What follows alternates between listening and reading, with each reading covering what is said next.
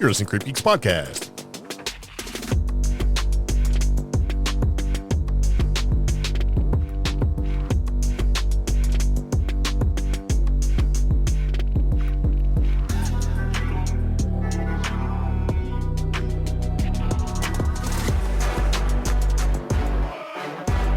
So it begins again. Welcome to the CreepGeeks Podcast. This is Season 9, Episode 347.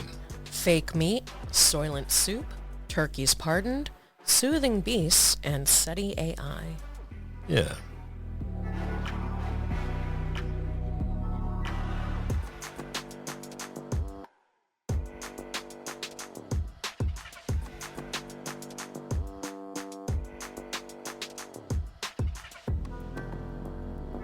All right, so anyway, welcome to the podcast. I'm Greg. I'm Omi. And it begins again. So if this is your very first time tuning in the podcast, we're glad you're here. Yep. If you're a repeat listener, we're very glad you're here. And this is right around the time where you're supposed to be giving thanks for things. Okay. Yes. So what would you like to give thanks for? My family. Everybody says that, and it's a cop-out. No, it's not. Sure it is. Think of something better. Like, what are you really thankful for? What is something that makes you happy to be alive? My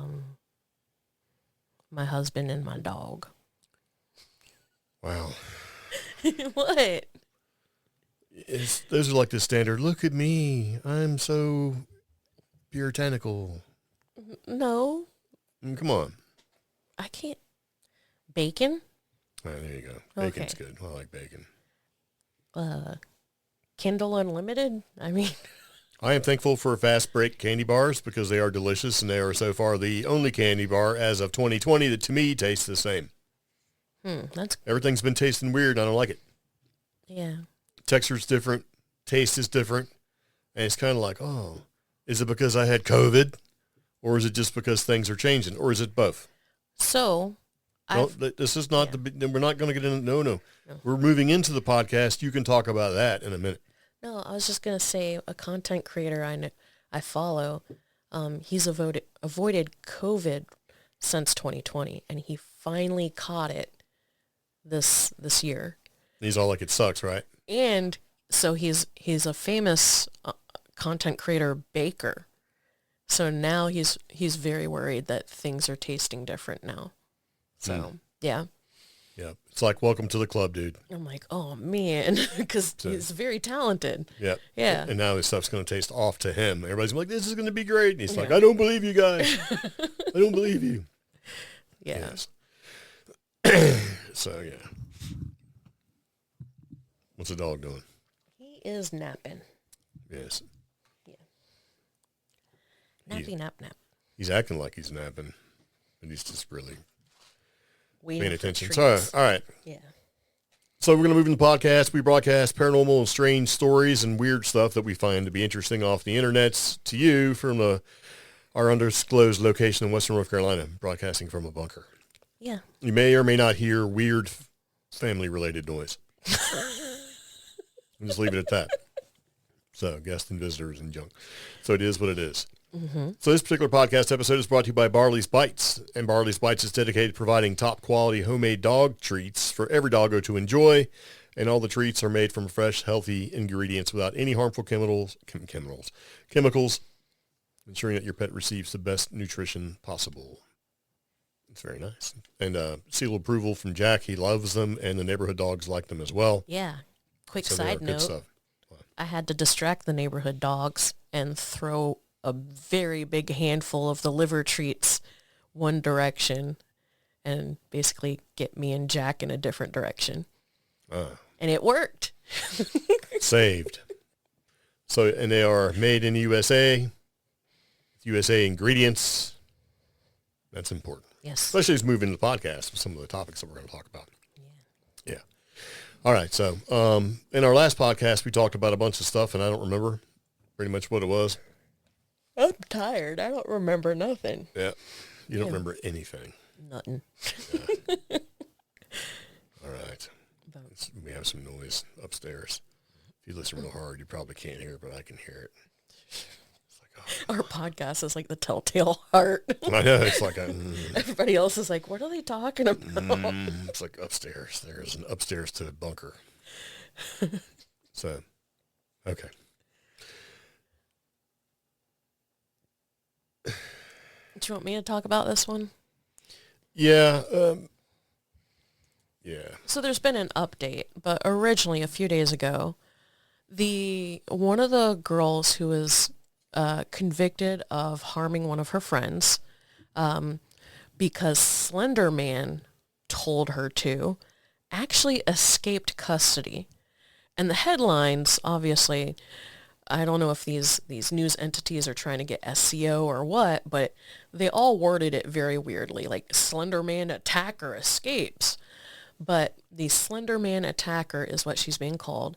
She's finally in custody after somehow managing to remove her monitoring bracelet, escaping from the facility she was at, and then leaving the state.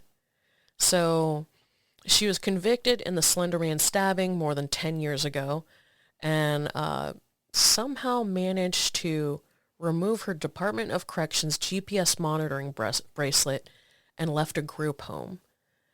And that in itself, on the surface level, doesn't seem weird, but those monitoring bracelets, when you're in group homes, they can either set off a silent alarm that alerts every staff member, or they set off a very audible alarm as soon as you remove them.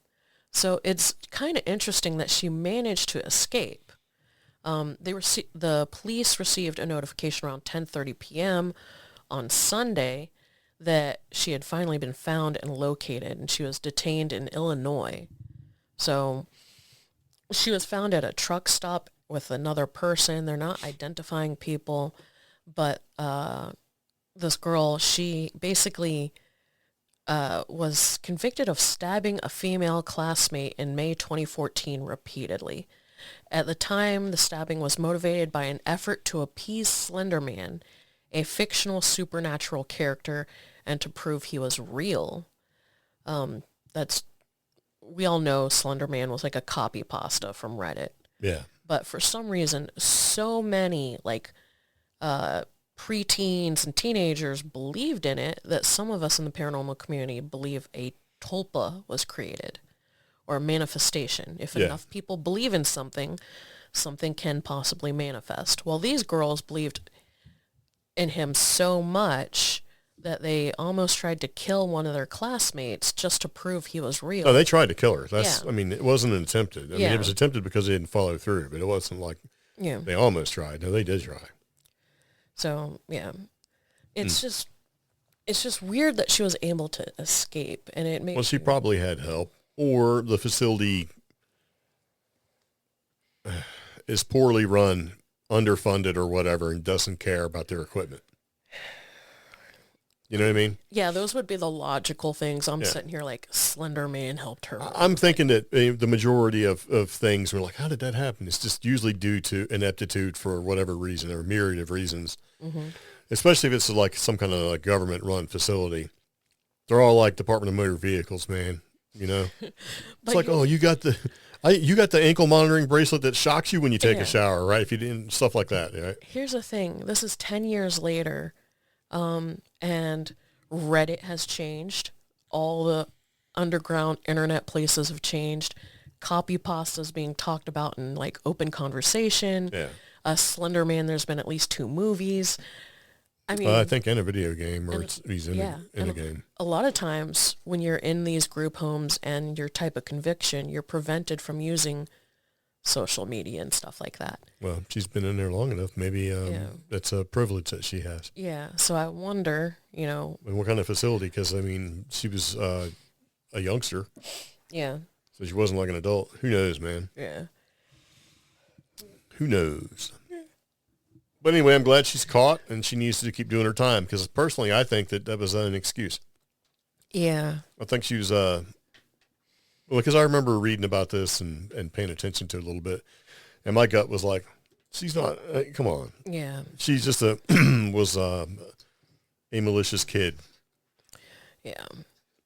Trying to, and pretty much coerced her friend to do things. So you've got that sort of, dominant, and submissive relationship going on there. A dominant sociopath and a submissive people pleaser, basically. Yeah. And So also at that particular age, it's that whole very erratic behavior from teenagers that can... And they definitely want to belong and all that social hierarchy stuff. Yeah.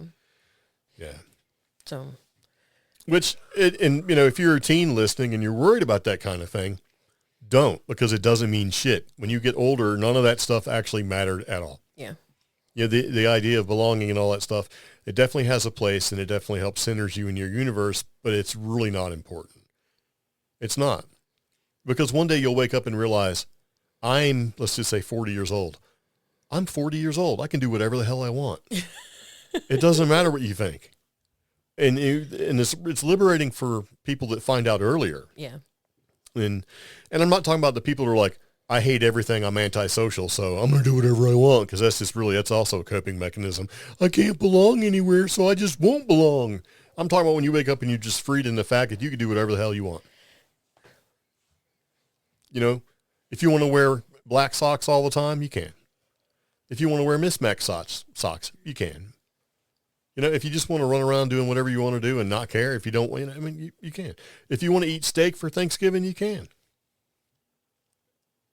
Just none of that stuff matters, because the society and societal norms and stuff that get put on you are really just designed to keep you out of jail and for killing everybody else. And I totally get that. And there needs to be rules and stuff like that in place to make sure we have some sort of, boundaries in society. Okay. Because otherwise, there's a lot of people to be reacting on impulses, and we'd have a whole lot more serial killer and people eaters than we do currently.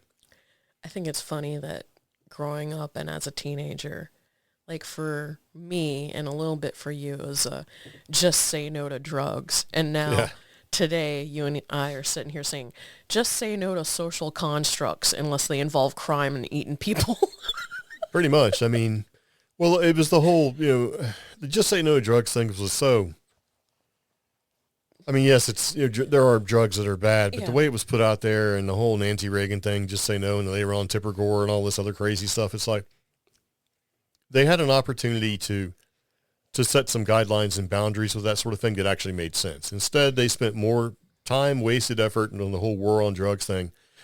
I think arresting people that didn't deserve to be arrested and all of this, especially when it comes to like marijuana stuff, right? The marijuanas. Because if you look back in the 20s, you had cotton and you had hemp. And hemp was poised to be the biggest product, the most versatile product in the world, easy to grow. And it was going to make the South incredibly rich. And so what happened is the cotton industry said, man, we can't have that. And then they basically made hemp bad, and then it turned into a drug thing and reefer madness and all this other stuff. It turned into a cultural and ethnic thing. Right. And it just, because, hemp grows on the side of the road. It's a weed, man. Yeah. Cotton has to be cultivated and all that. And that kept going to the point where even now, and I think the latest bill to balance the budget, I don't know if it actually made it in there, but there was an add-on to that bill to basically go, oh, hey, we need to outlaw hemp, which basically destroys hemp farmers. And it's like, why? For what? And and it's because it's weed. And it's like, there's hemp and the products used to make hemps, for rope and all the other materials, like ghost smoker rope and all that used to be a thing. The THC content is so low, it doesn't even count. So this is just basically political pandering for one side to make sure cotton is good, because cotton is good. Hemp is actually better. Yeah. Stronger, it's more versatile, all that stuff. And I'm not saying this as like somebody who smokes weed, because I don't. Yeah. It's like, I'm at the point in my life where I'm like, well, that doesn't make any sense. Why doesn't this make sense? Oh, somebody's trying to pull the okie doke on me, because, and it's really, it's always all about money. Yeah. And that's not necessarily a bad thing, but come on. I'm getting to the point where it's like, so you want to screw an entire industry to, no. Yeah. And I think if a lot of people who, are pushing this initiative through and doing all this stuff just in general when it comes to this, got a punch in the face, they would reel it back in a little bit. I think that needs to happen for a lot of things. When the people go in there and they start spouting off and doing all this, somebody needs to just sock them in the nose and say, that's my position on this. And, they'll ratchet some of that back because people are getting really comfortable just running their mouths and saying things that should not be said because there's real ramifications to it. And some of it's illegal, and they just say it anyway, and nothing ever happens to them. I think the amount of... And you get punched in the face.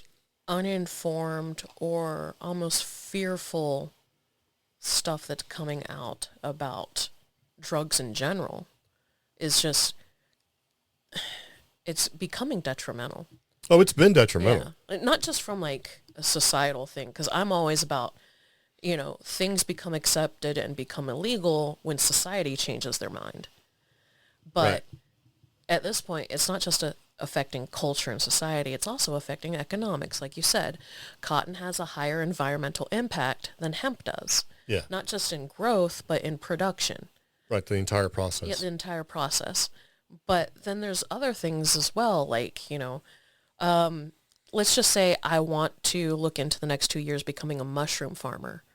That is so heavily regulated because they're afraid I'm going to go into a cow pasture and pick a couple of mushrooms and sell them at my local's farmer's market, which would be stupid because mushroom nerds know there's at least 3 different species of mushrooms that grow on those cow patties. One's a great time for some people, one's definitely going to kill you, and the other, you're just basically covering your food with cow poop. So, that's gross. But because there's this fear and these uninformed thought processes out there, it's a pain in the butt if I want to become a mushroom farmer in the next 2 years. Yeah. It's even worse in places like Europe. Yeah. So many regulations and rules and stuff. Yeah. Yeah. So anyway, Slenderman attacker escaped the group home. That's a cop out. Yeah. Yeah. And so we kind of alluded to the fact that, I guess the title of the podcast when we start talking about stuff, but food being weird ever since COVID. Well, there's recently been in the news, and I'm sure you've heard of it. And if you haven't, you probably will, or it'll just be a blip and disappear on the news fronts. It probably already is gone, but yeah. A Campbell's Soup employee is suing the company. Okay. For wrongful termination, but also shares a rant from an executive. Oh. Yeah. And this rant, I'm going to play it for you because everybody else is playing it. Now, the one that I found is heavily beeped. So you'll have to listen to in between the beeps, and I apologize for that, but it is what it is because our podcast is wildly unsuccessful, and I want to make sure that it stays that way instead of being banned, right? Yeah. Yeah. So, but we're going to go ahead and play it right quick, and it's pretty short. So, here we go. We have shit for fucking poor people. Who buys our shit? People are fucking stupid. I don't buy fucking products barely anymore. It's not healthy. Now that I know what the is in it, even in a can of soup, I look at it. Look at meat, bioengineered meat. I don't want to eat a piece of chicken that came from a 3D printer. Yeah. So it's heavily beeped, but basically he comes across as saying, I'm not going to eat Campbell's Soup anymore. The soup we make for poor people. Who eats that crap? So he kind of shames poor people, uses a lot of cuss words, and so basically says the bioengineered chicken and stuff that is in some of these poor people soup, right, is bioengineered and who wants to eat 3D printed chicken or meat. Okay. Now, people are saying, he shouldn't have made fun of, and he's marginalizing poor people. So what? So what? He's talking trash about poor people. Poor people know they're poor. If they're mad about him going, he's saying the soup is for poor people, they're missing the point. Why are we eating bioengineered 3D printed chicken meat? That should be your concern. If that's what you're worried about, is that somebody called me poor. I'm poor. Yes, I am aware. I don't think it's necessarily that they're worried about acknowledging or that it's dismissive of poor people. It's the fact that he's making it clear that poor people are at a food disadvantage, that they do not have access to... No, you are jumping way into that. Real food. That is the perfect thing for the company to latch onto and go, hey, we don't condone that because of the reasons that you just said, when in reality they should be going, they didn't address it. They didn't address by using bioengineered meat or 3D printed meat. Yeah. They could have easily addressed two things. Yeah. You know, the conduct and language from our executive was incorrect. Yeah. And we don't condone that at all. That's not who we are as a company. And we do not use bioengineered 3D printed chicken meat. And did they do that? No. They're like, hey, we're going to jump on the social side of things and say, we don't condone that. Address your fake ass chicken meat. I want that on a can, made with 3D printed bioengineered chicken meat, because I don't want to eat chicken meat. I agree. That's not made from a chicken. And Campbell's Soup, as well as the in-store generics, are cheaper. That means people who are... Soup has always been one of those meals, you know, because Campbell's has been around for a long time. Soup and canned soup in general has always been an inexpensive thing. Yeah. And it's not just been for poor people. It was in World War II, World War, Korea, all of that stuff. He's saying that some soups are for poor people. Who cares about that? Yeah. So what? Rich people can eat a can of soup too. That's true. They probably don't. But they also have access to non-bio. It doesn't matter if they have access to it or not. The fact is, if they're putting it in all the cans of Campbell's soup, whether you're rich, poor, or whatever, if you buy that soup, you're going to partake of it. You don't have the choice to say, you know what, I may be poor, but I can flip you a nickel more and get some real meat. That's something that should be put out there. We don't know the effects of bioengineered, 3D printed, fake lab-grown chicken meat is going to have on people. I agree. There hasn't been some studies. There hasn't been long-term anything. This is going to be one of those things when they go 50 years from now, oh man, remember how it took them like 80 years to figure out that fluoride was bad? Oh, look at what happens with the chicken meat. And they're going to wonder why they have DNA suppressed, RNA corrupted people running around with hands growing out of their foreheads because they thought it was great to make bioengineered meat. Lab grown. I think we're playing around with stuff we shouldn't be playing around with. It's Soylent, man. It's the new Soylent Green. I mean, are they getting the cells and everything need to culture this meat from an actual chicken? And that's where it gets really tricky. Where is it all coming from? Or can they do the same thing with regular people? Hey, let's get some cells. We can make these cells anything we want. Let's make them chicken. Okay, now... Like, how close are we genetically to a chicken? We're pretty close to a pig. That's where we need to, as everyday consumers, put a pause and ask those questions. Exactly. And get answers, because we can us everyday consumers can fall down the rabbit hole of mad cow and prions diseases that are based in the genetic makeup of meat. Because it happens with cows, it happens with hoofed animals, it happens with pigs, and it also happens with humans. And what happens if you're eating fake soulless meat? Does that take away your soul? I think you're all part of a collective, right? Yeah. Does that take something away? Is this what turns us, the Greys, as future time-traveling humans, right, to keep coming back? Because, it's a theory, right? Yeah. That aliens in general are just us from the future coming back because it's easier to travel in the past because they see they can't travel in the future or whatever. Yeah. And they're gathering like organ meats and weird stuff like that because this is what we evolve into, little slender, skinny, big-eyed, no sex organ having, big-headed aliens. And are they the version of us? Like maybe they're lab-grown, right? Maybe they're the fake meat in the future. Maybe there's a couple of real humans left with full DNA or close enough, and we just need to create this autonomous drones out of it's a fake human meat. We really don't know. And I don't trust companies and corporations anymore because they legitimately no longer have anyone's best interest in things except for themselves. They don't. It used to be, hey, I don't care about companies' opinions about things. I want them to do right by the customer, and they're getting away with not having to do that. Yeah. That should be disclosed right on the label. Made with lab-grown, artificially 3D printed meat source or meat-like product. For ice cream, they made them take it off. If it doesn't have enough like cream and actual fat solids or whatever it is, they can't call it ice cream anymore. So they call it like ice, like dessert or whatever. It's hard to get like real ice cream because it's okay. Speaking of which, I did put this into the podcast, but didn't mention it. Beyond Meat, one of those half plant, half meat companies, just got sued and now owes $39 million for violating their plant-based trademarking. And so the vegans are like, hey, yeah, We want No, we want real plant meat. And you think they'd be okay with fake meat? Because the Beyond Meat a lot of times is supposed to be partial meat, partial whatever. And I don't know. There's something with their phrasing that they stole from another company called Vegedelphia. And because it's very hard to sell this stuff in a way that doesn't sound awful or unappealing to the general public. Yes. So they just ripped off a company called Vegedelphia with their whole great taste, plant-based and stuff like that, and just some really very key messaging so that people would feel safer eating it.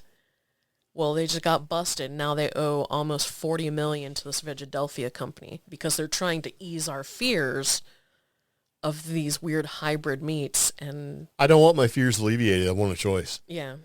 So because like a lot of time, like with the vaccine we've had, I meant to put this in. I can't find it now. Mm-hmm.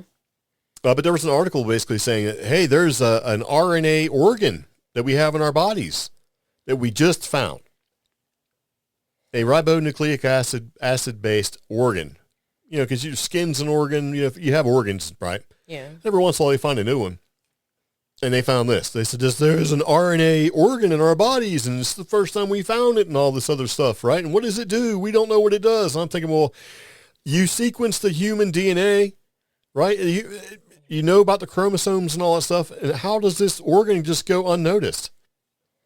Well, maybe it didn't exist. Maybe the RNA-based COVID vaccines that we were all getting have now created this RNA organ growing in our bodies.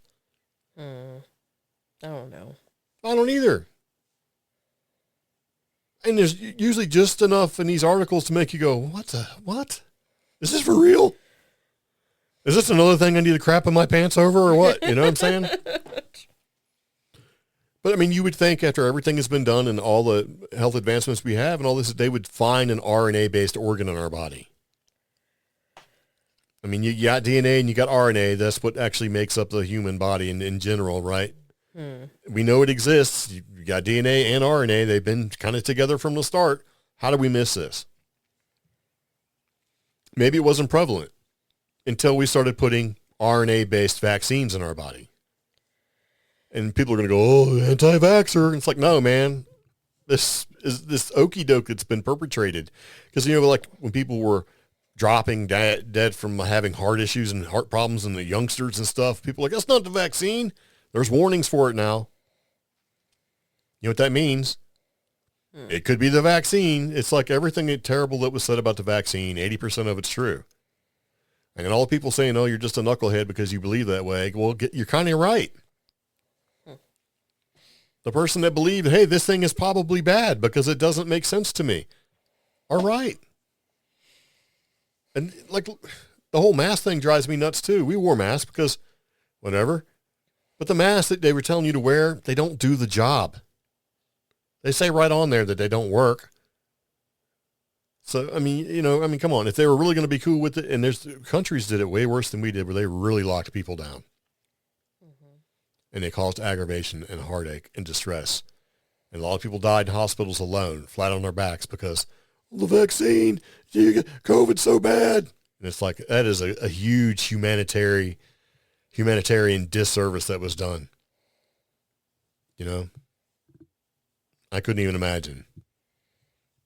So speaking of eating people, so Campbell's just basically came back and thank goodness. I will talk about whatever I want. And if you disagree with, that's fine. You can do that, but don't cut down what I'm trying to say, especially when there's now evidence put in print that everything that we said in the past, and we got our podcast, basically all of our socials stripped, is in fact correct.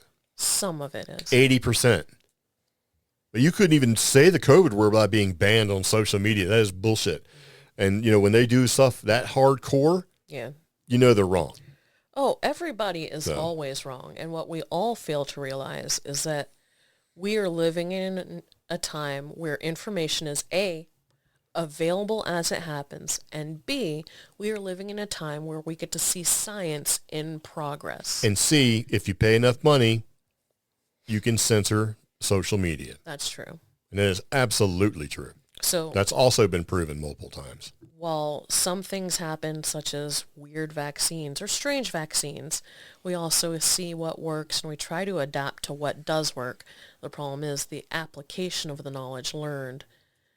That is always the human learning. The problem is the regulating commissions or the administration that regulates that sort of thing has been proven to be able to be bought.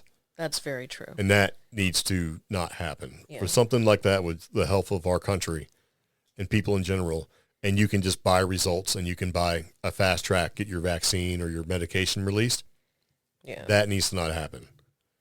There needs to be a committee like the Supreme Court, right? The highest court in the land sitting there in the Food and Drug Administration going, red dye is bad. Take it out of your food or don't sell your food. Not like, well, guys, yeah, we know we have red dye in our food, but if you can let us phase it out slowly over 15 years, that'd be great. Take it out, man. Take it out right now. Yeah. You're making so much money, you can't reformulate your stuff. You can't, beets are red. Put some crappy beets stuff in. I just told you the other day how, we're finally going to start having Doritos and Cheetos products that don't have the artificial color in them. Yeah. But Pepsi Cola is one of the biggest companies in the whole wide world, and it's taken them that long to remove the artificial colors out of Doritos. Yeah, they don't want to change their process because they can keep making those chips, and they are delicious. I haven't found a Dorito I don't like. I'm just saying, man.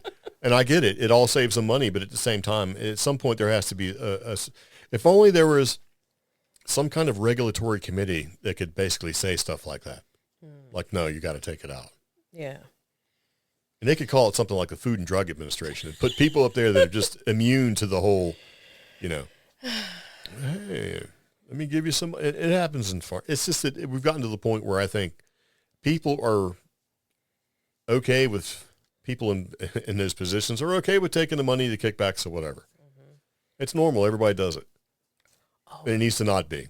Speaking of kickbacks and what we were talking about earlier, I found a TikTok someplace that basically said Dare in the 80s was the first MLM.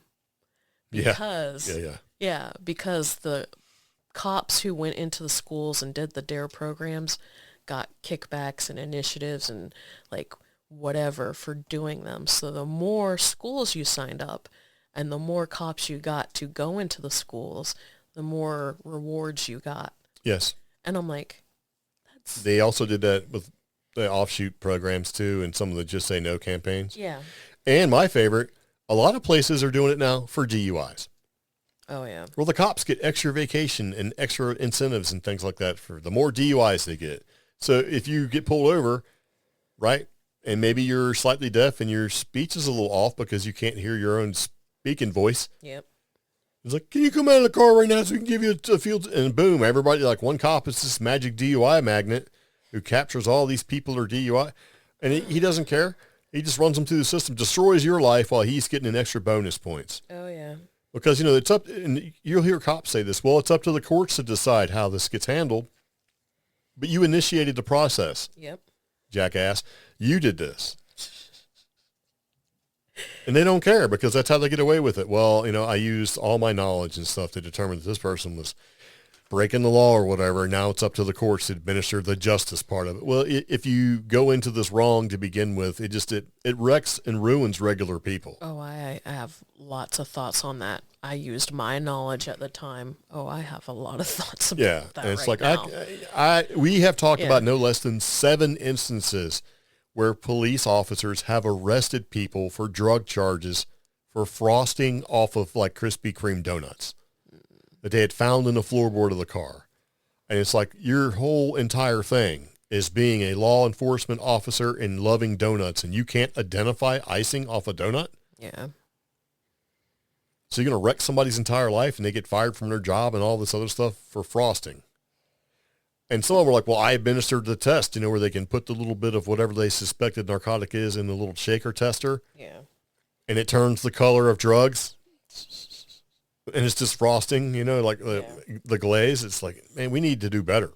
Oh, yeah. Anyway, enough of the rant. Let's move back into the podcast, even though it is all related.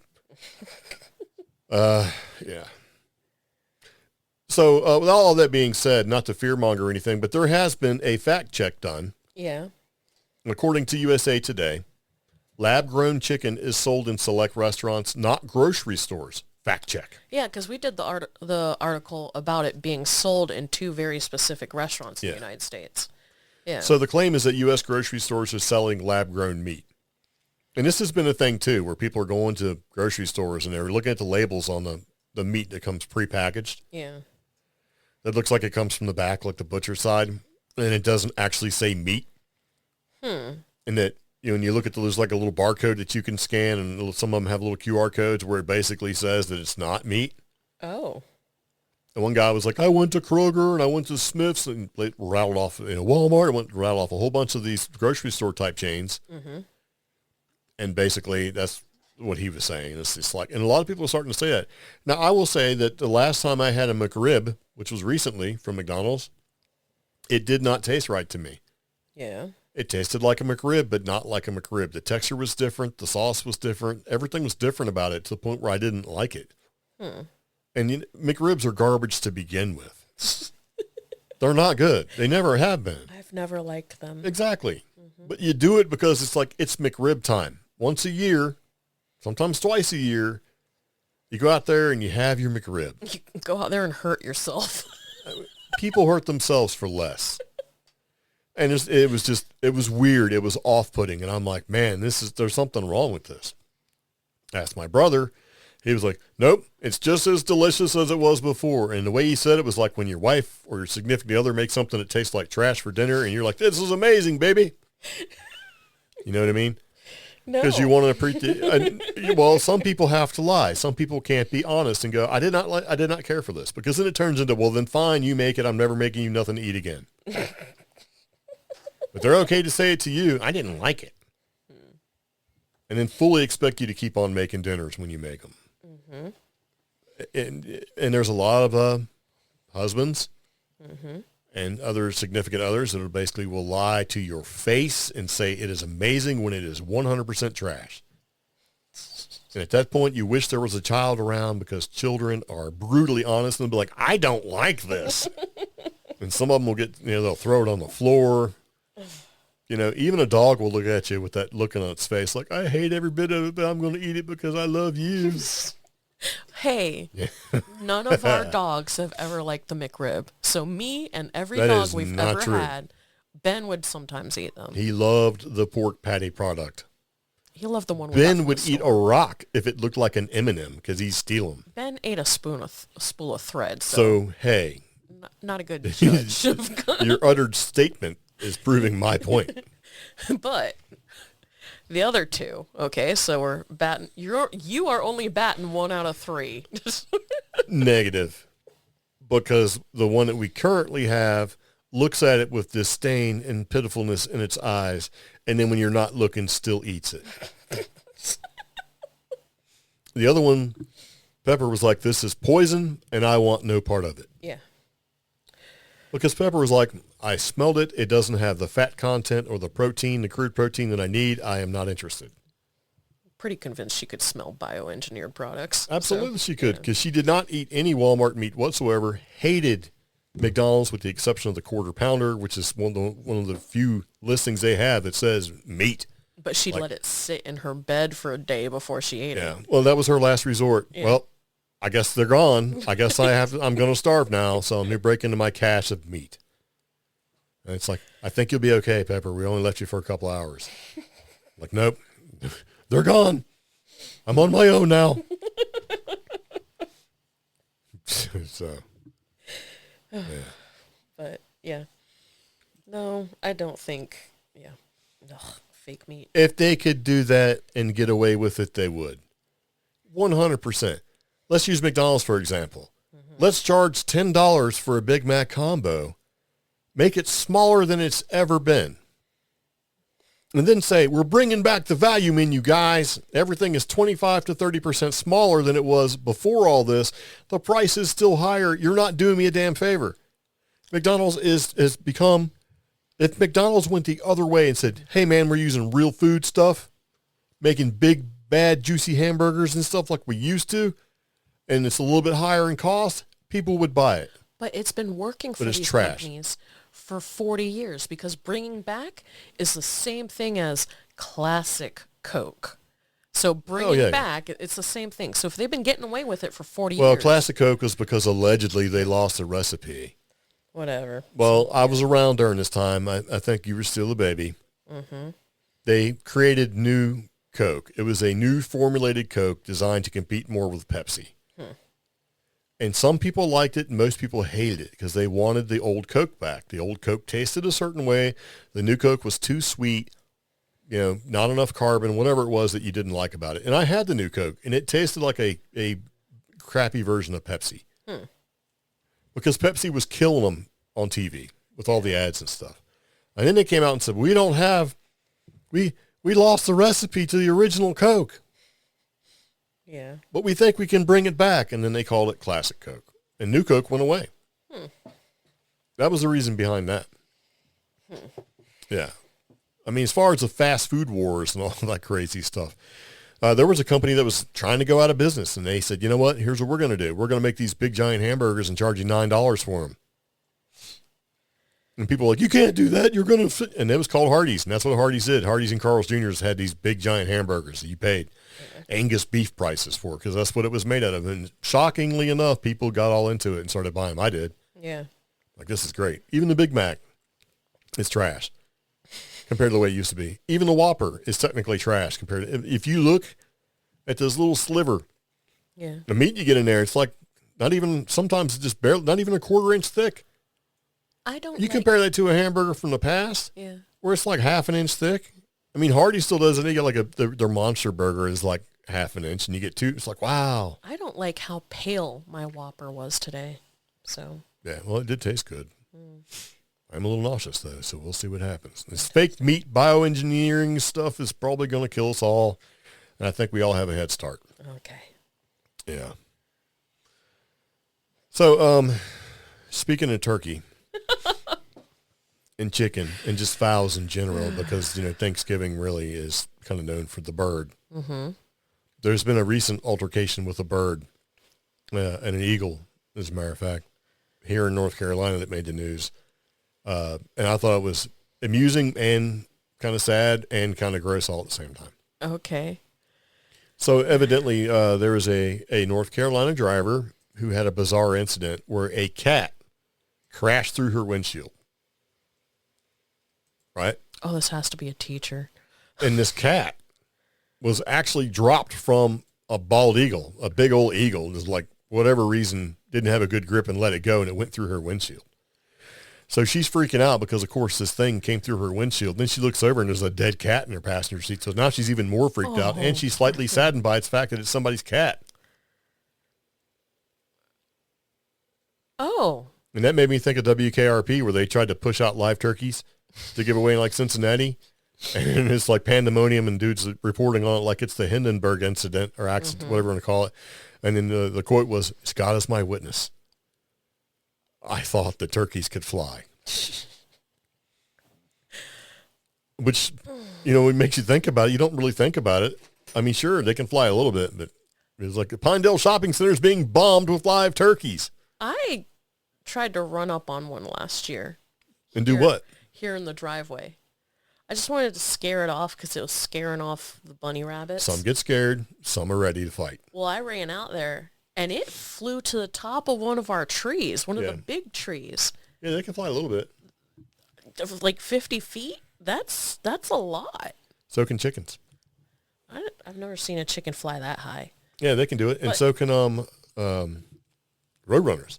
Yeah, I've heard that. Well, we've seen them fly. They roost in the trees at night. Well, I do want to point out this cat North Carolina driver recounts bizarre incident after a cat crashed through its windshield because an eagle dropped it.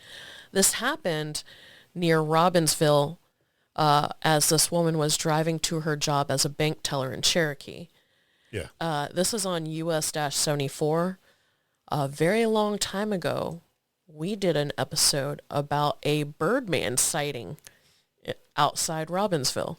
Yes, and also I had seen the biggest groundhog I've ever seen in my life cruising through there. Yeah. It was at least 3.5 feet tall. And we watched Small Town Monsters, where they did an interview where somebody said that they seen a greasy, wet Sasquatch staring at a 3.5 foot tall owl in that area. Yeah. And this is really close, as the crow flies, to the area where that bald eagle dropped a cat through that lady's windshield. Oh, gosh. If she works as a bank teller in Cherokee. There's like 1 or 2 banks in Cherokee, so everybody knows about this, I'm sure. So if she's native, this has got to be some messed up omen. I mean, when a great eagle drops a cat. I don't think she's native. There's like you could watch, there's like a video, you can watch it. But imagine and everything we talk though. about in the podcast is available in the show notes that you can kind of look to. Yeah. But, I mean, I don't know if she's native or not. Who knows? But she seemed to be just freaked out in general. Yeah.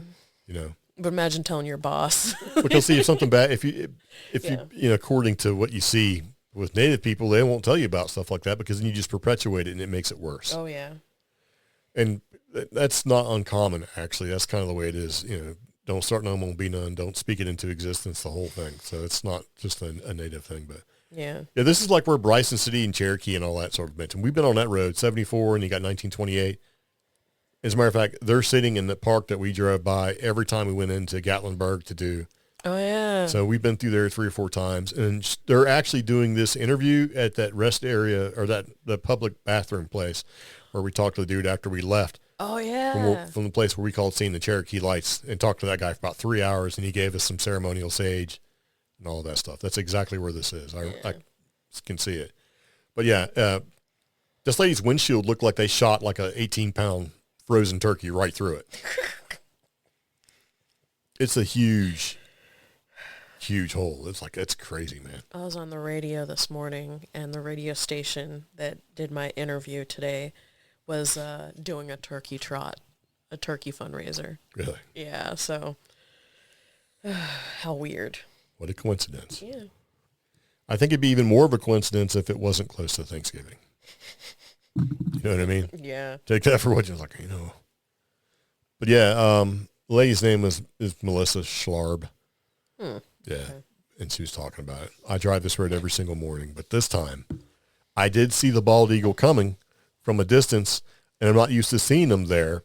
And I was like, wow, that's amazing. And then crash. Yeah, because she's basically said it looked like it didn't have, it was coming. I realized it had something with it, in its claws or its talons, and it was a dead cat. And at that point, it was coming close to my car. It was pretty far up in the sky. But then quickly, the eagle got closer, and basically I realized it was a cat, and that it barely had a hold on it. And it dropped it right through my windshield. Man. It all happened so fast. And she's pretty cool with it. She's like sort of amused by it. Yeah. But the size of the hole. It's just that windshield, if you were a passenger, you would probably get hurt pretty bad. Yeah. You know what I mean? Because I don't know how much a dead cat falling from whatever height it was, but like it looked like if it would have hit the frame of the windshield, it would have dented the car to the point where it had been really hard to fix. Yeah. Yeah. Bald eagle, man. That's crazy.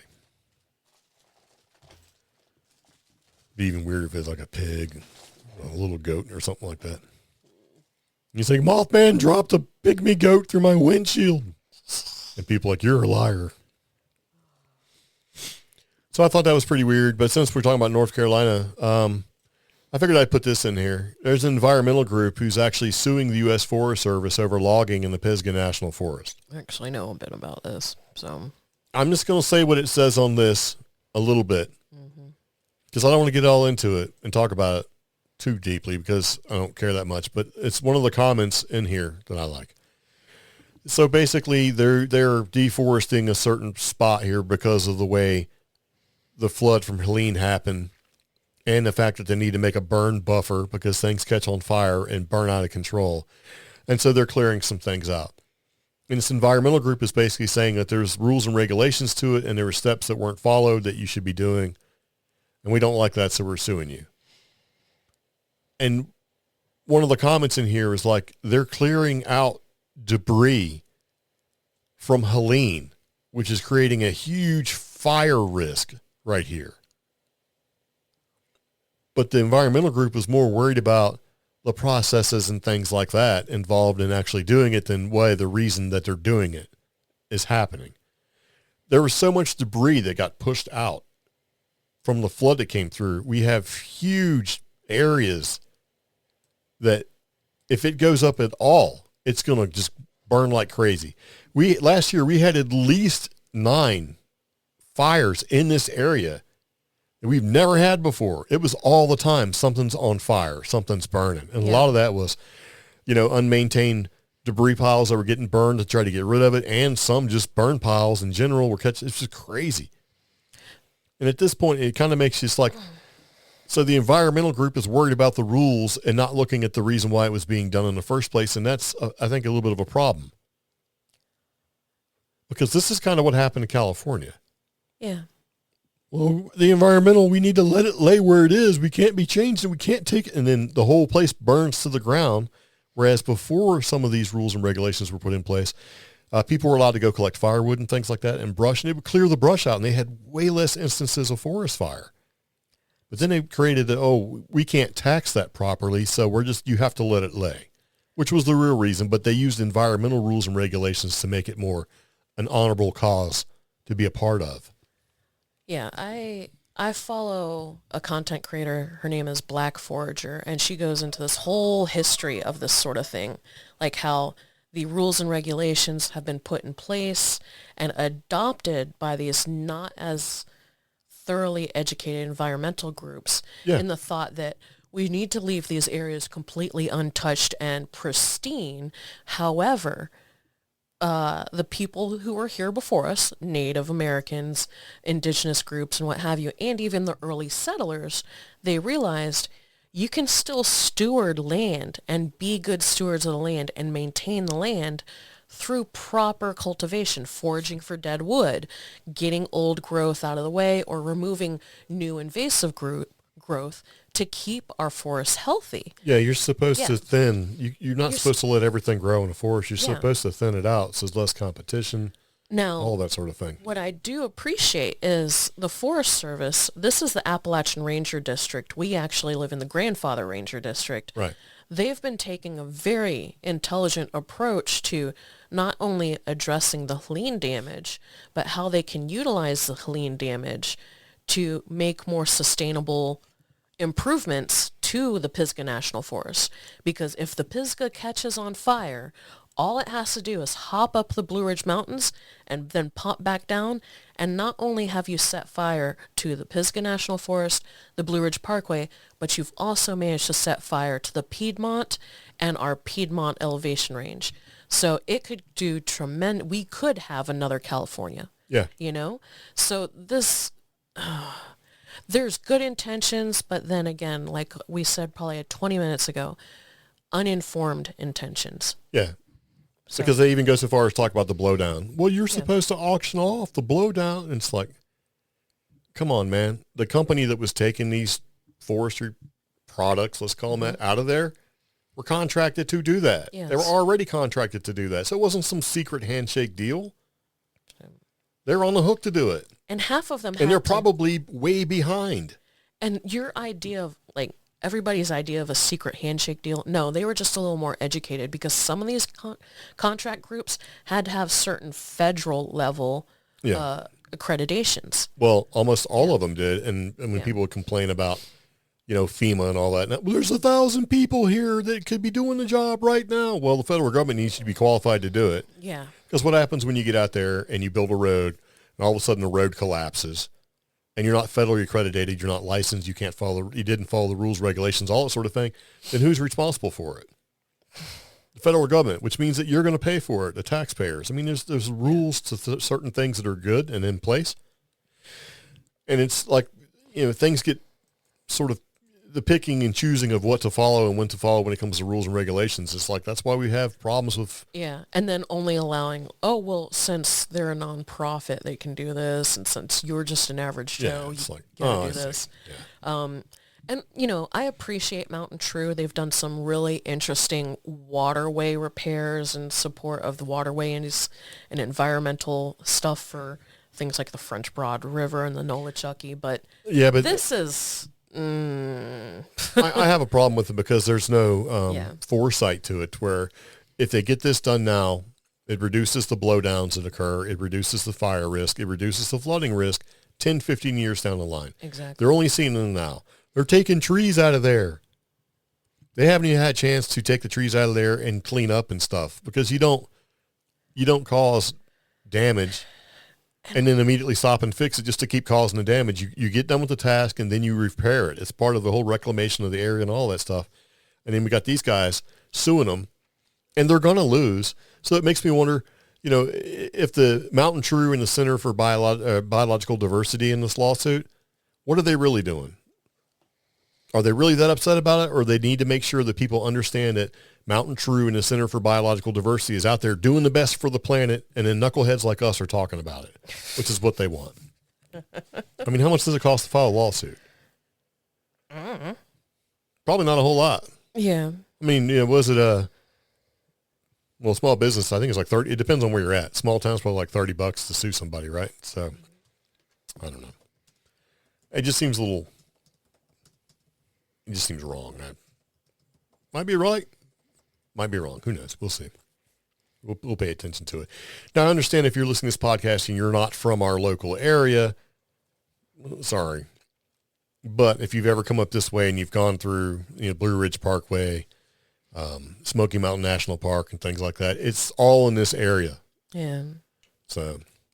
Oh, in North Carolina is a $96 filing fee to the clerk of the court. Now, you do have to pay an additional $30 fee for each defendant named in the lawsuit. Man. And that is... So you better not get too specific. Yeah. You're going to wind up spending more money to file it than actually get the money that you might be owed. That is to cover the cost of the sheriff getting the proper legal forms to the defendants. Yeah. Yeah. Interesting. Yes. So anyway, we'll see what those environmentalists happens to them. And but the real question is does music make animals calmer? Okay. Yeah. So I stuck this in here primarily because, when you get on social media and you go scrolling through, sometimes you find things that you think to be interesting. Mm-hmm. I've seen a series of videos from this dude who shows up. It looks like he's got a Zoom recorder on a tripod playing a guitar, and animals show up. Oh. Now, he's not original by any means, because I've seen where people doing saxophone, bass, cello, whatever. They just play it, right? Mm-hmm. But the ones that I've seen that I like are the ones where he's playing and a bunch of tigers and lions come up. Oh. And they go from being, to, hey, man, I'm going to be a kitty cat. Oh. And rhinos, and one of them was petting a rhino because rhinos all, I think he played to the manatee. So this guy was playing it. And in the comments were like, music soothes the savage beast and all that. And then we see this article from the BBC. It says, does music make animals calmer? And to me, this is a no-duh article. Yeah. Duh. I mean, you can make babies go to sleep. You can make people go to sleep. You can make animals go to sleep with music. Yeah. So when I was reading through it, it was, they did some tests, and come to find out, not fast-paced, but sort of immediate, moderate to a slow-paced classical music soothes the animals. Predominantly piano compositions. Yeah. I mean, because it's all math. Yeah. I'm not a math guy, and music to me is a big mystery, but it's all it's all math, right? Yeah. But there was one of them where I'm trying to find it, the little part that I was going to, slow tempo, like 50 to 60 beats per minute, right? About the average heart. If you can play music at about your heart rate, so if you've got a dog, it kind of will help cool you, basically calm you down. But there's something where they strapped headphones to animals. I'm trying to find it because it just sounded funny to me. I'll scroll. But anyway, while I'm looking for it, classical music isn't the only genre that it basically, calms them down. Soft rock, reggae, simple rhythms, slower tempos, audiobooks, as long as it has a soothing voice, you'd think would be right in that, right? It evidently doesn't necessarily hold up. Oh. So they reserved the reactions of, 60 dogs compared to classical music and audiobooks. While their owners were briefly absent, they found that audiobooks had little to no calming effect at all. And it would just kind of freak them out a little bit. Oh, because they'd be staring at the speaker emitting the audio. Because they're waiting for their humans to come back. Or they want to know if there's another human here talking to them. Because your dog doesn't know if you've been gone for 4 minutes, 4 hours, or 4 days. Well, it's like, I miss you so much. They might try to destroy that speaker because they think there's another human in there while you're gone. Or they're like, I got to tear up the couch and crap on the floor. Now, they do say, like during the 4th of July and New Year's Eve, to play soothing, soft, classical music. And, I'm a big fan of We Rate Dogs, and they've shown examples. I think last year there was a pit bull, and they managed to retrofit headphones onto this pit bull so that she listened to her favorite music and wouldn't hear the fireworks. You can buy a sound catalog for your pet from Pet Acoustics. Oh, okay. Where they have like TV channel for dogs now. Yeah. Yeah. But there was one of them where I was trying to think of, I can't find it now, but when they go through and they have the testing phase of how they actually conducted the tests, it's like they gave them a little bit of medicine to calm them down and then basically strapped headphones to their head and started blasting them. Researchers put headphones on 12 cats while they were under sedation for neutering and played 3 types of sounds in succession. Natalie Imbrugula's Torn. Yeah, there you go. Barber's Adagio for Strings, and AC/DC's Thunderstruck. The classical music choice resulted in the slowest breathing rate, the lowest heart rate, and the largest pupil dilation. All 3 indicators of a calming effect. But I'm sorry, in my opinion, Adagio for Strings is actually very moving and kind of lively. Not like AC/DC's Thunderstruck. I mean, yeah, but as much as Torn, both those. Like who picked the music for this? Gen Z? I don't know. I mean, it's just kind of funny. Like, yeah.